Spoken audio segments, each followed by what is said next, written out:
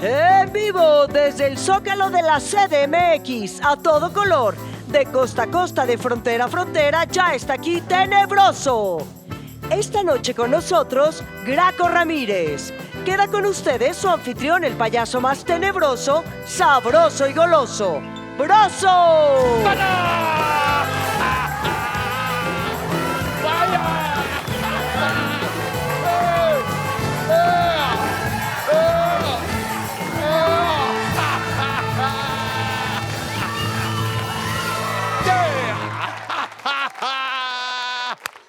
Niños, niñas, bienvenidos a Tenebroso. Hoy estamos acompañados, órale, por Pepe Ardillo y sus ardillas.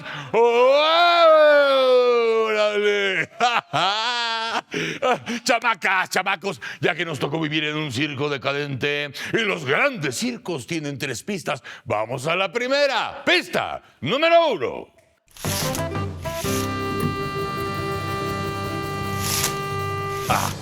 Chamacas, chamacos, 18 de febrero, muy presente tengo yo. Cuando el Zócalo capitalino de cabo a rabo se llenó, y así en hartas plazas de México y el mundo, la banda ciudadana se apersonó voluntaria y pacíficamente para decirle al señor presidente que no, que así no.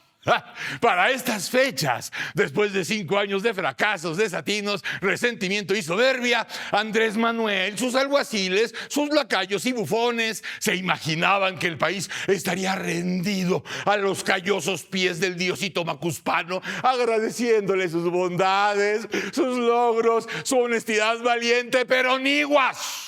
No es nada. Hay que agradecer este gobierno de maqueta, pero sí mucho que echarles en cara y sobre todo mucho que proteger de esas garritas enamoradas del alevoso poder, que fueron a exigir decenas de miles de ciudadanos a las principales plazas de este país a unos meses de las elecciones. Se los repito para que la memoria no les falle los siguientes 4 meses, ¿no? Por ejemplo, que su panzona majestad no intervenga en las elecciones, que los gobernadores, hoy convertidos en vulgares regentes, no desvíen recursos para las campañas oficiales, que los medios públicos, ojo, que los medios públicos y privados, ojo, señalen que los programas sociales son constitucionales, que el INE y el Tribunal Electoral, las autoridades locales, hagan su trabajo con independencia, blindar las elecciones del dinero del narco, que los medios cubran parejo a los candidatos, que los medios públicos no sean aparatos de propaganda del gobierno, que se ponga un alto a la propaganda donde se asegura que la elección ya está decidida y dada, compromiso de los ciudadanos con el voto libre e informado,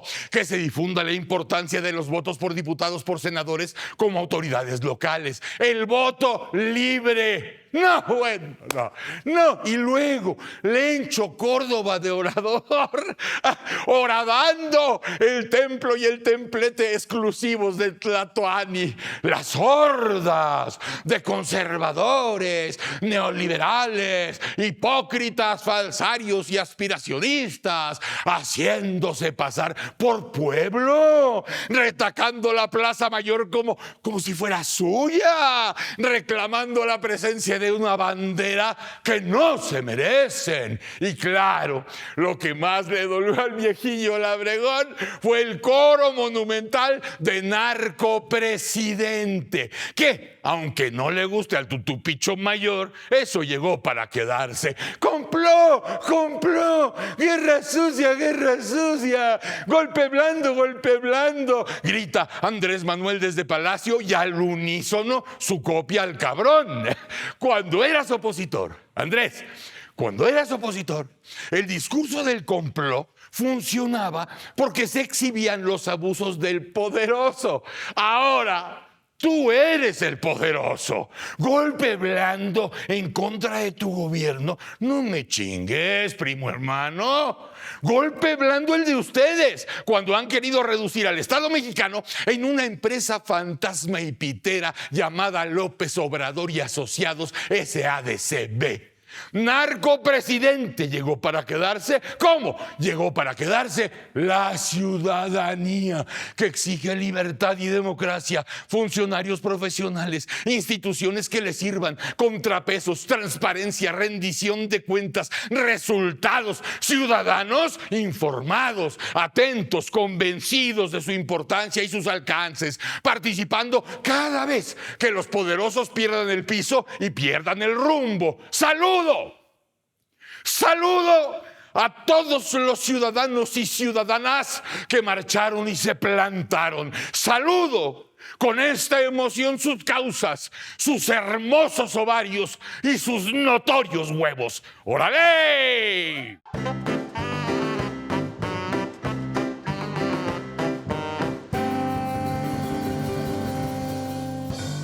Pista número 2.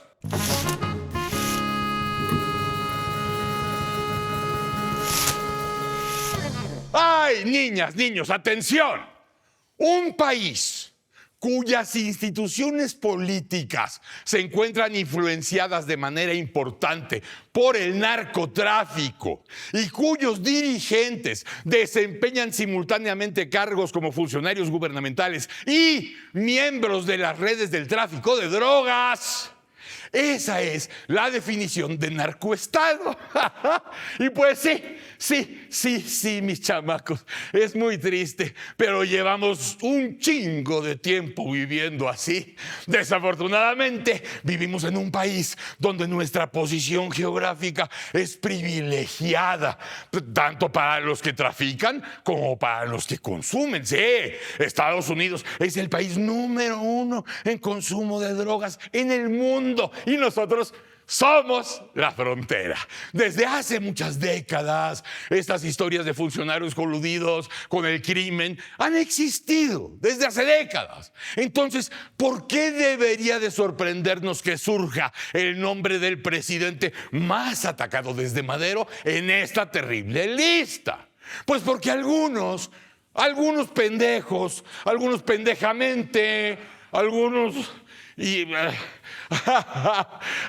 pendejos suponíamos que este hombre era el diferente, el que había llegado con tanta legitimidad que no necesitaba coludirse con los malos para gobernar. Pero pues una vez más nos decepcionó y nació la fallida estrategia abrazos no balazos. Esa estrategia ha ayudado al gobierno de la 4T a tener al crimen de su lado. Se meten poco con ellos, los dejan trabajar, siempre y cuando en el momento que tengan que ayudar a Morena a ganar una elección, ahí estén. Y ahora que surgen acusaciones con nuestro querido y amado líder y presidente de que cercanos a él recibieron dinero del narco, se hace el ofendido y acusa a la mafia del poder, la cual él encabeza desde diciembre del 2018. Los acusa de lanzarse en contra de él por ser época electoral. No, Andrés, no. Tú sabes muy bien, Andrés, que era tan grande tu obsesión por ser presidente que estabas dispuesto a todo, a negociar siempre por terceras personas con quien fuera necesario y aliarte siempre por terceras personas con quien se te pusiera enfrente y te sumara votos. Ahí está Bartlett, cabrón. Hoy vemos con tristeza como un presidente más termina embarrado por el narco y como nuestro pobre país sigue sufriendo por culpa de los mismos pendejos de siempre. A estas alturas, la sorpresa sería que llegara alguien que no tuviera esos vínculos. Pero, pues me imagino que hasta en eso te copiará tu calca. ¡Órale!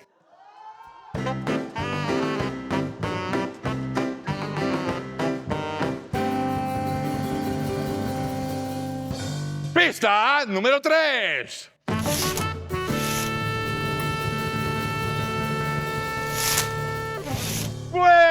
Bueno, mis niños y niñas, después de habernos chutado las precampañas, las intercampañas, las semicampañas, estamos ante el arranque, ahora sí, de las campañas formales la próxima semana.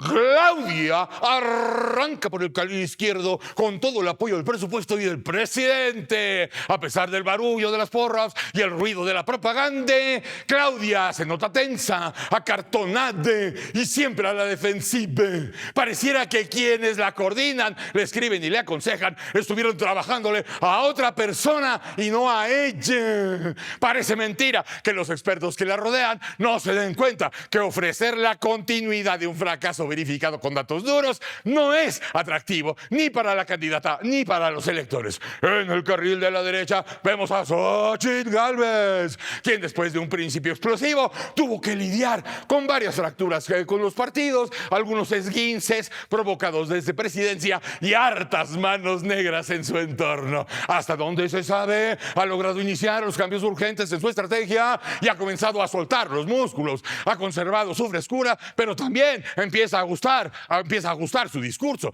Ella sabe que depende de los ciudadanos y mientras los conserve en su lado podrá seguir compitiendo. En el carril naranja, Jorge Álvarez Maínez. Lo que se puede comentar de su carrera hacia la presidencia es que porta unos tenis fosforescentes, se la pasa chingón con sus cuates en los palcos y comienza a padecer las decisiones cupulares de su partido. Por lo pronto, la vocera de su campaña ya le renunció. Estaremos pendientes, amigos y amigas, siguiendo la pista de este candidato.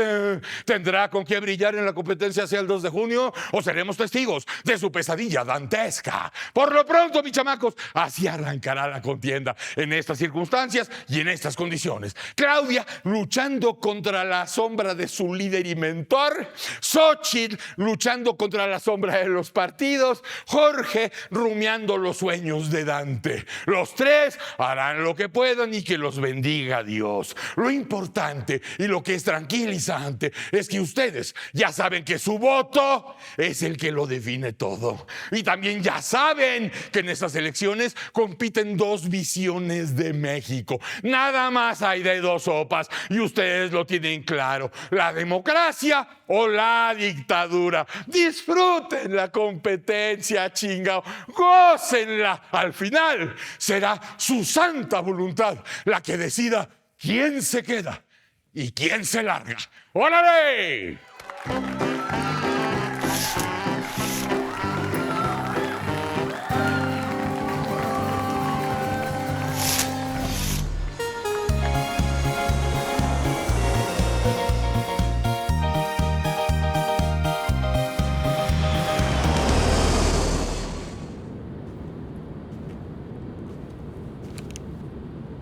Señorita, Sí. ¿cuánto falta para que lleguemos?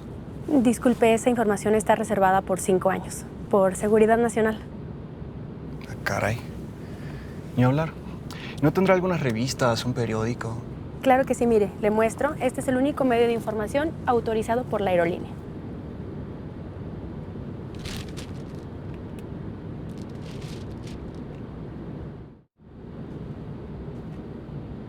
Señorita, Dígame. quisiera ver una película. ¿Cuáles tiene? ¿Cómo la ordeno? Disculpe, caballero, todavía no tenemos instalado el equipo multimedia. Pero yo estoy autorizada para contarle una historia fuera de serie. Le cuento. Esta es la historia de un hombre que nació en el sur. Entre pejelagartos y agua de Matalí surgió el que hoy conocemos como el elegido, el iluminado. Él tuvo que pasar por fraudes, videoescándalos y por toda una embestida de la mafia del poder para llegar hasta donde está. Él ha sufrido mucho por nosotros. Él es un humanista, un estadista. Él es el mejor presidente de la historia.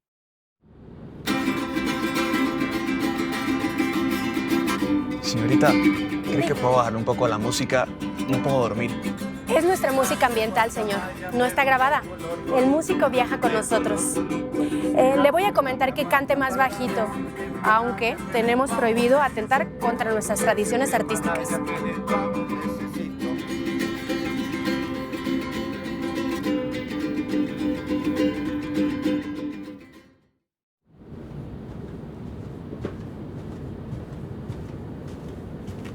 Disculpe, ¿me permite entrar al baño? Sí, señor, son 5 pesos. ¿5 pesos? Así es. Y si necesita papel, son 10 pesos. No lo puedo creer. Aquí están los 10 pesos. Un porcentaje de su cooperación está destinada para pagar la pensión de los jubilados. ¡Feliz descarga!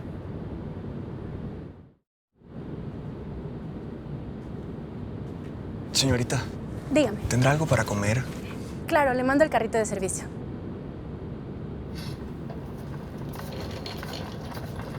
Hola, güerito, buenas tardes.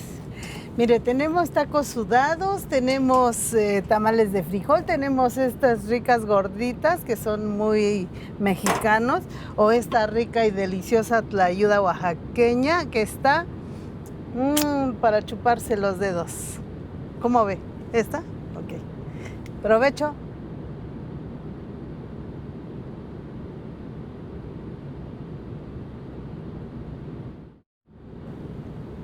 Señores pasajeros, desde la cabina de pilotos les informamos que hemos iniciado nuestro descenso y antes de arribar a nuestro destino, me permito recordarles que el próximo 2 de junio es indispensable que acudan a votar, de preferencia por el proyecto de nación que abandera el señor presidente López Obrador y en específico por la doctora Claudia Sheinbaum. Por su atención, gracias.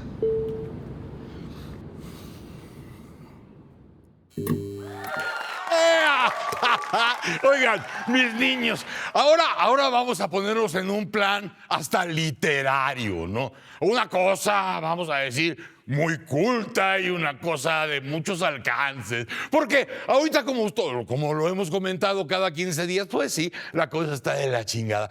Pero las cosas no suceden porque tengan que estar de la chingada. Vienen de algún lado. Desde luego, para todos los jóvenes y las jóvenes que nos están viendo ahorita, de pronto dicen, oye, pero ¿de dónde surgió López Obrador? ¿De dónde venía? No, pues del PRI. Ay, no, sí. Y así tantas cosas que de pronto nos están rebotando en pleno 2024 a unos meses de la elección. Entonces, que me encuentro este libro. ¡Ah! Contra la regresión autoritaria, memorias desde la izquierda. Y dije, bueno, pues entre novia y novia, ¿no? ¡Ah! A ver la lectura. Lo leo. Me encantó el pinche libro. Me encantó y lo voy a recomendar. Contra la regresión autoritaria, memorias desde la izquierda. Hagan de cuenta, bueno, o sea, desde luego, pues acompañado con una copa y con una sustancia y lo que tú quieras. Pero era ver toda la película de lo que ha estado pasando los últimos 50 años de la clase política hasta llegar ahora. Y de pronto dices, claro, está pasando por esto. Pactó con aquel, este grupo con aquellos. Y entonces empieza a armar lo que llamamos ahorita realidad. En chinga dije, le voy a hablar al autor, tengo que platicar con él y más en este tiempo y en este momento. Entonces, agarré el teléfono, le hablé y le dije, oye, ex senador, oye, ex diputado, oye, ex gobernador, ven a platicar conmigo de tu libro, Graco Ramírez. ¡Órale!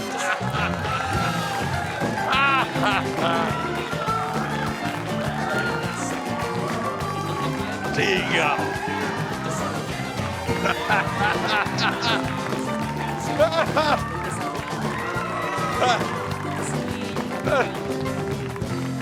Graco, gracias por estar. No, gracias por invitarme. Hace rato que no nos veíamos, cabrón. Pues estaba trabajando y la distancia te permite ver la historia con mayor perspectiva. Exacto. Antes de empezar con eso, déjame decirle a mi asistente digital, a Chachita, que nos hable de ti unos momentos para que la gente que no sabe quién chingados es Graco Ramírez se entere quién es Graco Ramírez. Chachita, Graco Ramírez.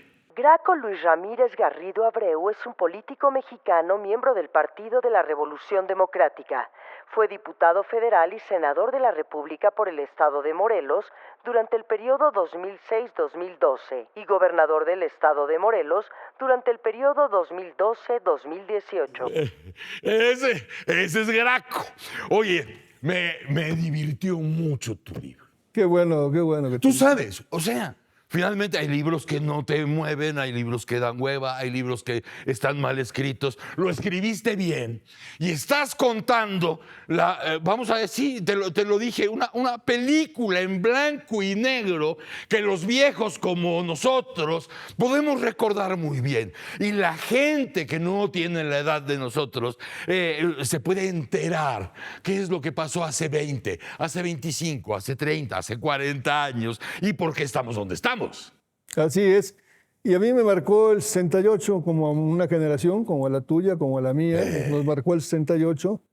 Escogimos varios caminos. Yo escogí construir un partido diferente al que dominaba, al partido monocolor de ese periodo histórico. En mi casa se hablaba de la iglesia, de la familia y del partido. Sí. Hoy hablamos de las iglesias, de los partidos y de las familias. Así es. Ese es el México que ha cambiado.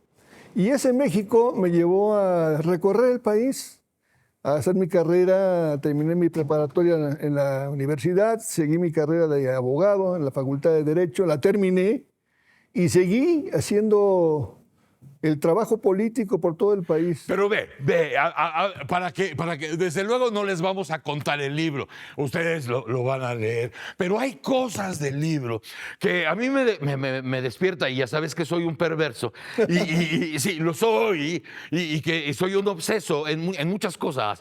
Y entonces, últimamente he estado oyendo a gente de tu camada, Chucho Ortega, por ejemplo, a ¿cómo se llama nuestro amigo de Guanajuato? Navarrete. A Carlos Navarrete, y entonces dije, hay una necesidad de generación, como de estar aclarando cosas. Mira, Jesús Ortega decía, a propósito de la entrevista que hubo con el Ardillo Mayor, decía, no, bueno, en el equipo de ese entonces, para la elección del 2006, sí estábamos con Andrés, estábamos en el partido, pero él tenía su grupo aparte.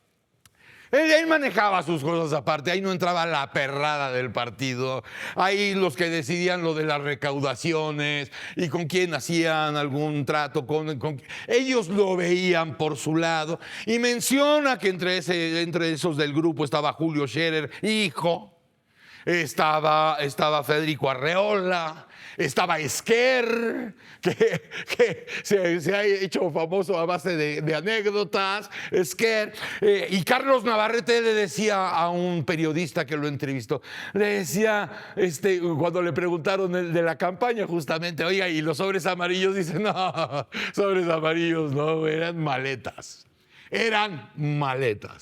de lo que daban los senadores, de lo que daban los diputados, los presidentes municipales, los gobernadores, maletas. Porque 3, 5, 10 millones no los puedes meter en un sobre amarillo. Y leo tu libro y digo, está cuadrando. Una generación que viene empujando momentos como este, de pronto tiene la necesidad de decir, sí pasó, pero precisamente pasó así. No fue esa tarde, fue esa noche. No estaba presente tal persona, estaba presente la otra. Este tipo de cosas sí también te mueve, no solamente a contar la historia de la izquierda o tu propia historia, sino el momento que estamos viviendo. Así es. Y mira, es importante, yo tengo una relación con López Obrador previa al 88, lo conozco con el ingeniero Rovirosa, él trabajaba con los Chontales en el Instituto Indigenista, y con González Pedrero coordina su campaña. Sí. Es el director del CEPE, se llamaba en esa época, sí, lo que equivalía al Centro de Estudios Políticos Económicos del PRI, y lo nombra presidente del PRI. Entra en contradicción con González Pedrero cuando él quiere poner candidatos, etcétera, como el gobernador González Pedrero, se va del Estado, pero en ese periodo antes de que fuese candidato, yo lo busco y le digo, oye, en 88 nos fue muy bien en Tabasco. El ingeniero Cárdenas sacó una votación histórica. Estamos a 10 puntos del PRI. Entonces, te invito a que vengas con nosotros. Creo que es una oportunidad, generacionalmente hablando, Andrés Manuel, que seas candidato nuestro. Y platiqué con él ampliamente y le presenté al ingeniero Cárdenas, y el ingeniero Cárdenas, con mucha serenidad, le dijo: yo solamente le pongo una condición, Andrés Manuel. ¿Sigue usted siendo miembro del PRI? Y le dijo: sí, renuncia al PRI. Yo lo postularía como candidato, lo apoyaríamos en el Frente Democrático Nacional. Los partidos que integrábamos eran el PAR, PPS, el PMS y la Corriente Democrática. Y estábamos tratando de construir ese proyecto político, y él dijo: déjame pensarlo, ingeniero, voy a pensarlo. Y pasó un mes para pensar. Pero ve, o sea, nada más para que no era miembro de la Corriente Democrática. No, pero para que le quede claro a la gente. O sea... Ya había ocurrido el fraude en 88 contra Cárdenas. Por eso, tú le presentaste a Cuauhtémoc a Andrés Manuel. Sí. O sea, de alguna manera Y tú lo diste. causaste que Andrés Manuel dejara el PRI y lo invitaste a la izquierda. El ingeniero Cárdenas... O sea, ya te fue el diste factor. cuenta del desmadre que armaste. No. Sí. Un día me lo dijo el ingeniero, dije: no. Tú lo invitaste. No, tú se lo llevaste. Bueno, Es más, me voy a otro capítulo del libro. Como tú- ¿Quién le presentó a Andrés Manuel al ingeniero Riobó? yo... ¿Ves el desmadre que armas? O sea, esa ocurrencia tuya por los segundos pisos, que le dijiste: tiene una buena idea para el segundo piso. Andrés te dijo: no quiero hablar con ese güey porque tiene muy mala fama ese cabrón.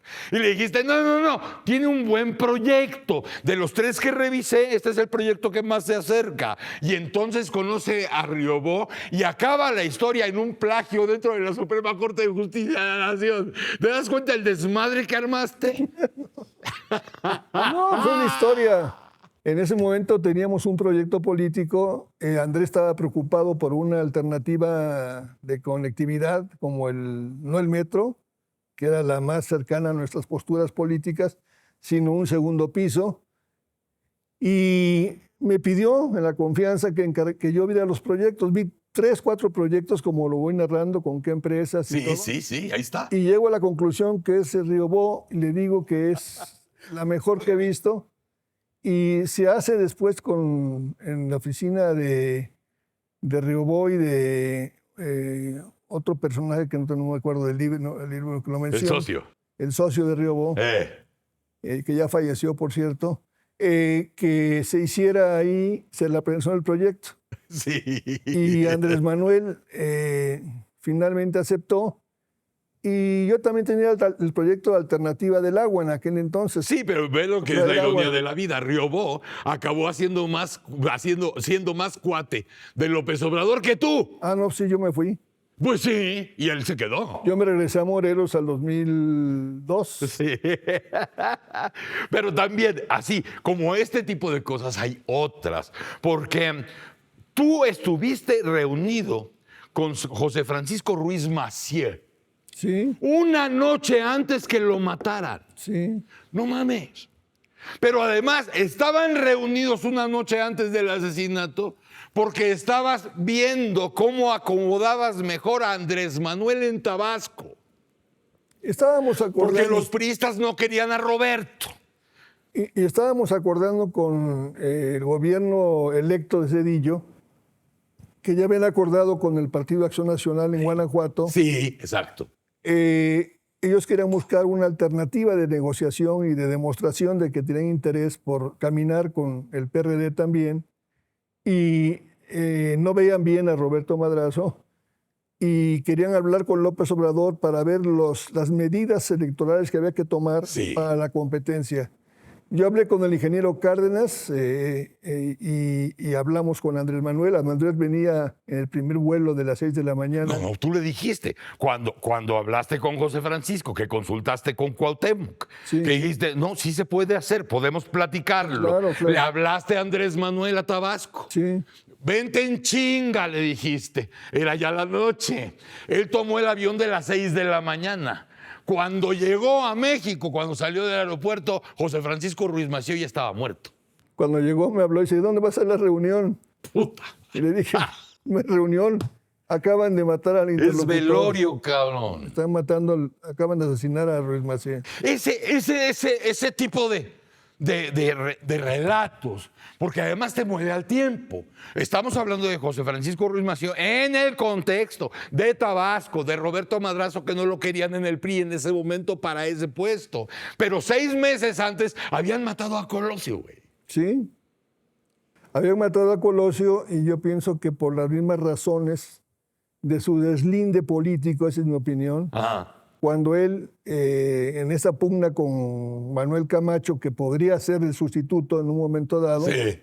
y esta falta de definición clara de parte de Carlos Salinas y sobre todo del grupo de poder alrededor de Carlos Salinas. Es el que determina, yo creo, y decide, con los Arellano Félix, que eran los narcos en Tijuana, los dueños de la plaza, Sí. ejecutar a Colosio. Fíjate, estamos hablando de ese poder de esos tiempos. Cuando estamos hablando de la muerte, del asesinato de Colosio, pues ya es evidente en la perspectiva que ahí el PRI chingó a su madre. O sea, se rompió el sistema y uno ya puede estar seguro que Zedillo sabía que a 6 años lo que iba a seguir y donde tenía que abrir el compás. No, y además que de que Zedillo llegó sin ser parte del compromiso de Carlos Salinas, sin ser el compromiso del grupo de poder, que no lo veía bien, tan es así que lleva a la cárcel a Raúl Salinas Sí, de Gortari, claro. que es para mí el factotum de todas estas decisiones que se tomaron en ese momento. Y debo decirte que en ese contexto ya también se habían ejecutado al cardenal Posadas. También. Y estando en esa reunión con Cuauhtémoc, le dije yo, Cuauhtémoc, después de esto para arriba, vamos a pedir protección para ti. Y no quiso el ingeniero. Pero yo ya veía venir, en esa reunión, lo voy relatando, El acabose. que venía la crisis del sistema y usé una frase que creo que está repetida en el texto. El sistema del 1929, el PRI, el PNR, nació después del crimen de Obregón. Claro. Y bueno, pero hay que se va a refundar un régimen político nuevo, hay que buscar cómo lo hacemos. Pero son los chistes de la historia. O sea, finalmente estás hablando del 29 y ahorita estábamos hablando del 94, ¿no? Donde dices, bueno, mientras todo el mundo está recogiendo los pedazos del sistema, es ahorita cuando vamos para arriba y cuando vamos a los espacios. Claro. Y es cuando hablamos con el propio López Portillo, que había sido candidato único. Sí. El PRI no tenía ninguna legitimidad en la competencia, el PAN se retiró de la contienda, que eran los leales de la oposición. Claro. Y entonces hablamos con él y construimos 2 acuerdos básicos con un personaje que para mí sigue siendo fundamental en la vida política, que es Jesús Reyes Heroles. Claro. Sí. Jesús Reyes Heroles es un liberal, es un hombre de visión. Para tirios y troyanos. Pero fíjate, establece en la Constitución incluso que los partidos son entidades de interés público. Claro. Él vislumbraba el régimen de partidos ya. Se acababa el sistema hegemónico porque la legitimidad dependía de que habían ganado la revolución. Claro. Y votaran o no votaran por ellos seguían siendo gobierno. Desde luego. Y la revolución finalmente la tendrías que institucionalizar. Claro. En un pinche partido. Es el PNR, Claro. el PRI con Alemán, ¿no? Sí. El Partido de la Revolución Mexicana con Cárdenas y el PRI con Alemán. Pero mira, ahorita revisando esos tiempos de poder, porque estamos viendo el 29, estamos viendo el 94, pero ahorita ya estamos en 2024 y se supone que fue la izquierda la que llegó en 2018 a Palacio Nacional a querer transformar el país. Y perdóname tú, no sé cuánto quieras todavía Andrés, no sé cuántas cosas todavía de su recuerdo te hagan sentir ternura o llanto, pero esto ha sido un desmadre colosal. O sea, no me acuerdo desde los 90 y tantos al país en tanto peligro como hoy. Bueno, mira, Andrés Manuel caminó en la ruta. Él llega a presidente del partido cuando ya en el Congreso del partido, siendo presidente Porfirio Muñoz Ledo, decidimos la transición pactada. Sí. que fue una lucha que dimos muy fuerte, incluso contra Andrés simuladamente y el ingeniero Cárdenas con muchas dudas que esto se hiciera. Pero la hicimos nosotros, la izquierda del partido, lo llevamos adelante y Muñoz Ledo estuvo a la altura en ese momento, Sí, junto con Carlos Castillo Peraza Claro. y Oñate del PRI. claro. Y sin ellos no hubiera sido posible este gran acuerdo político de crear el IFE y los consejeros ciudadanos Bueno. y sacar a José Goldemer como el dirigente, como el representante del INE. Y bueno, y ese momento Del que IFE. estás hablando del IFE, en ese momento, no es un asunto que naciera o se pariera unos días antes. Aquí en el libro también viene cómo son las primeras reuniones entre intelectuales y políticos hablando de estos temas que finalmente resultan en el nacimiento del IFE. ¿Ah, sí? Y aquí estuvo Jesús Ortega, que fue un actor muy importante como coordinador de los diputados de nosotros, que era Jesús Ortega, que se decidió, y fue clave en esa decisión también, y empujó con toda claridad, Carlos Navarrete, Acosta Naranjo, todos nosotros empujamos en esa decisión. Y fuimos contra los dos caudillos, el que estaban haciendo, que era Andrés, y el que estaba En la cumbre. en el fundacional, que es Cuauhtémoc Cárdenas. Sí. Ahora, ya tenemos que hablar de poder. Bueno, tú fuiste gobernador, cabrón. O sea, cuando estoy hablando del poder, es cuando la izquierda empieza a conocer el poder. Hay muchas cosas que se transforman y se trastocan. El poder es cabrón. No es lo mismo ser la oposición que batalla contra el pinche mundo todos los días. A ver por dónde te van a chingar, a ver quién te está espiando, a ver quién te va a meter el pie, a ver quién te traiciona por irse al otro. O sea, esa es la oposición, pero el poder es cabrón. Bueno, tú como gobernador, ya hablaremos de ese tiempo, pero como gobernador tuviste una época que eras inmamable. ¿Contigo? Eras inmamable. ¿También contigo? No, conmigo no. Ah, Eso sí, también. Eso sí, lo tengo que admitir. Conmigo no, pero eras inmamable. Pero era tu contacto con el poder. no, pero no fue inmamable porque incluso hay anécdotas muchas que mucha gente en Morelos la conoce, que me decían Graco. Y un día me preguntó alguien muy cercano a mí, me dijo, oye, ¿por qué no te dicen gobernador? Dije, porque gobernador dura 6 años, Graco seguirá siempre siendo el mismo. Y esa fue mi definición. ¿Y el poder en la izquierda? Y el poder en la izquierda, hicimos la beca salario, 250,000 chavos Sí. con beca. Le bajamos a la delincuencia, ahí están las cifras, son las mismas cifras. Le bajamos muy fuerte, en serio, le bajamos. Desmantelamos los cárteles que estaban dominando de la herencia de los Beltrán Leiva. Creamos el modelo de policía único. Estás hablando del poder en la Ciudad de México. No, aquí, nosotros, frente a un Peña Nieto, impulsando el Pacto por México, en el gran acuerdo para modernizar la economía. Tú dices en la escena grande, y pues. la reforma fiscal. Claro. Y llegué a ser presidente de la CONAGUA y fui con los presidentes de Estados Unidos para defender el TLC. Hazme favor, yo combatiendo el TLC contra Carlos Salinas y defendiendo el TLC después, porque sin el TLC no estaríamos integrados en la competencia económica mundial. Pero claro. Claro. Pero bueno, este tipo vamos a decir, de escenas que de pronto van a rebotar a lo grande en México y el mundo, cuando a Andrés se le ocurre ser presidente legítimo, ¿tú pensaste, como muchos en la izquierda, pues no mames, no? O sea, ¿por qué no ahorrarse este ridículo? Pasa lo de Reforma primero y el mismo Carlos Monsiváis, que tú debes recordar con cariño como yo, decía, no, cabrón, no se vale, güey. ¿Por qué le haces pagar a la gente que te trajo? ¿Por qué le haces pagar a la gente que votó por ti? ¿Por qué la castigas, cabrón? ¿No? O sea, y como presidente legítimo, también decidiendo lo que hacían ustedes en el Congreso. Fíjate una cosa muy interesante. Eso se lo dije yo a él. Salí del cenáculo de su cercanía. Pues sí. Se acabó la relación conmigo. Él combatió porque yo no fuera senador. No quiero a Graco en la boleta. A pesar de eso, fui senador porque Acosta Naranjo se fajó valientemente. Si Graco es Me acuerdo que es una frase, Graco es Graco en el PRD, se acabó. Y ya. Y él ganó esa candidatura en una elección interna y la ganó 2-1, así que no vamos a quitarlo. ¿Y fuiste senador? Y fui senador contra Andrés. Que los grupos de Andrés iban y me gritaban fuera Graco, y no me dejaban ni subir al presidium a veces. Sí. Me trataba muy mal Andrés Manuel. Sí, siempre ha tenido su grupúsculo listo para mentarle la madre a la gente y darse patadas. Él purifica, él es el salvador de la patria, él es el iluminado.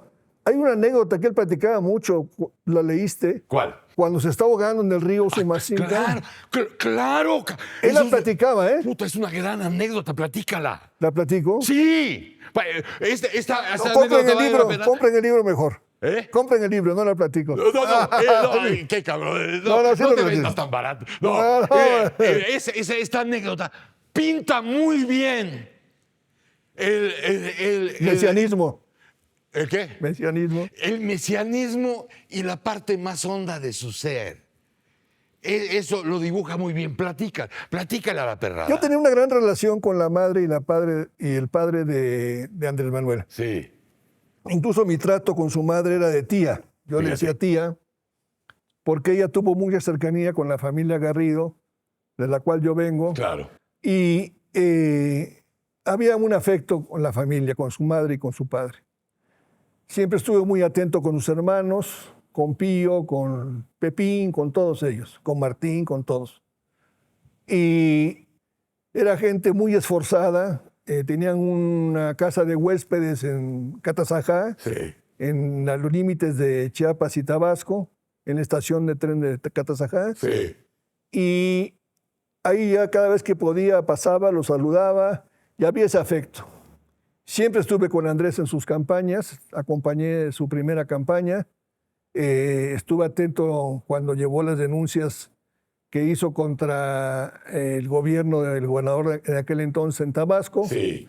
Y cuando en esas conversaciones con él, en esos recorridos, un día me platica esta anécdota que conversaba con un cierto misticismo que él tiene. Sí, Él tiene sí, un cierto sí. Sí, él misticismo. es ese rollo. Ese misticismo él lo tiene y lo desarrolla.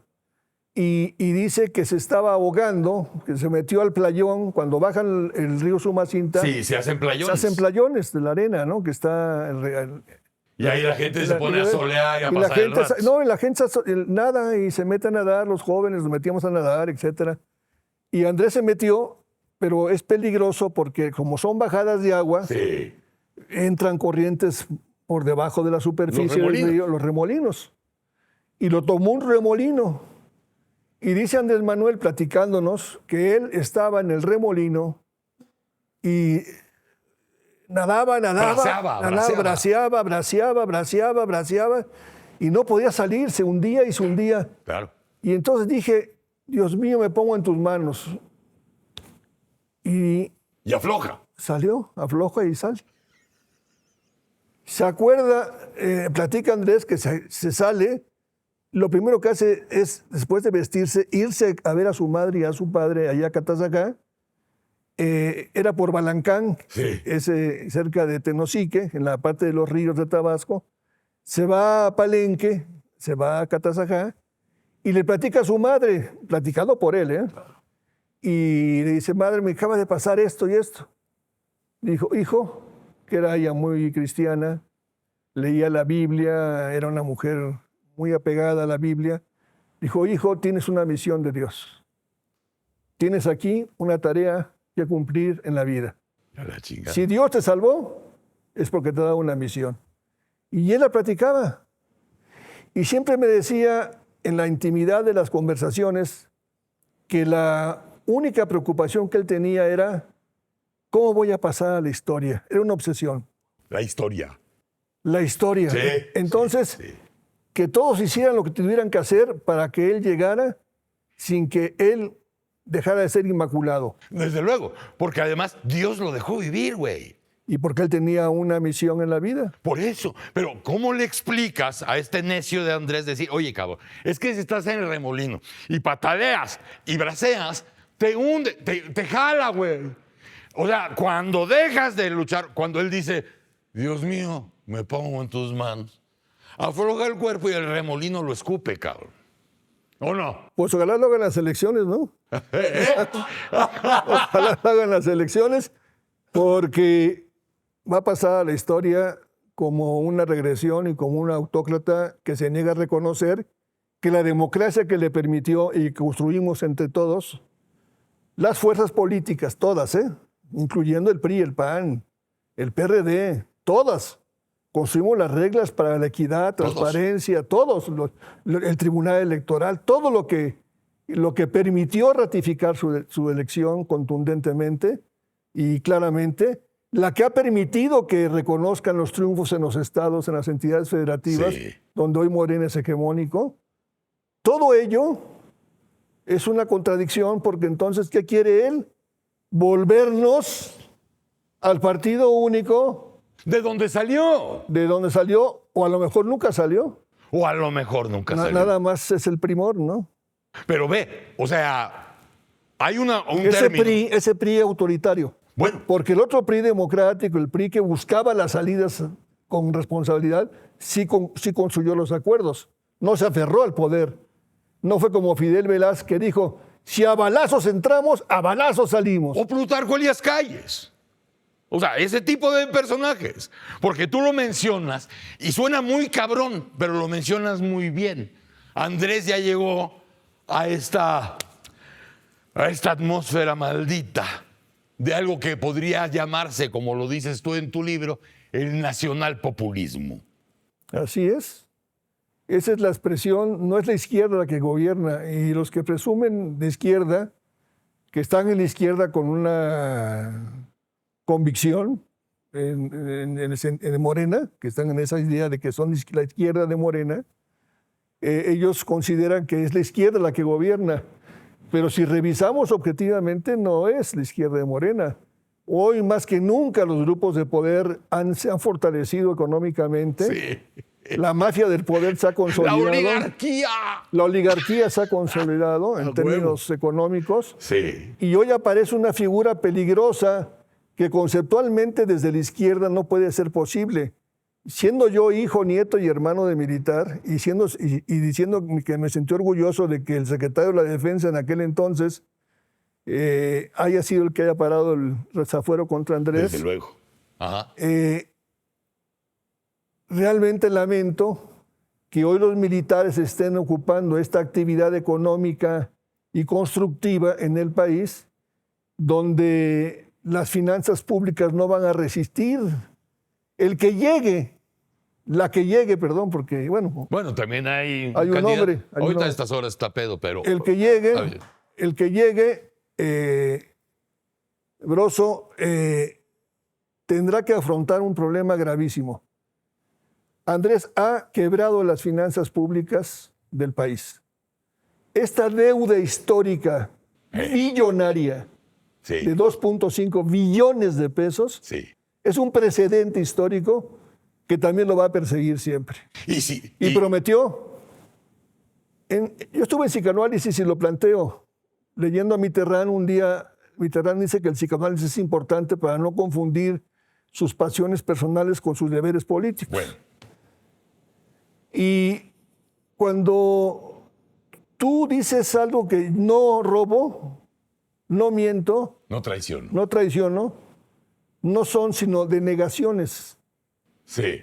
Finalmente, tendrás que traicionar a los tuyos, tendrás que propiciar cómo El robo. se ajustan tus más cercanos y se pueden resarcir de todo lo que hicieron para permitir tu carrera política.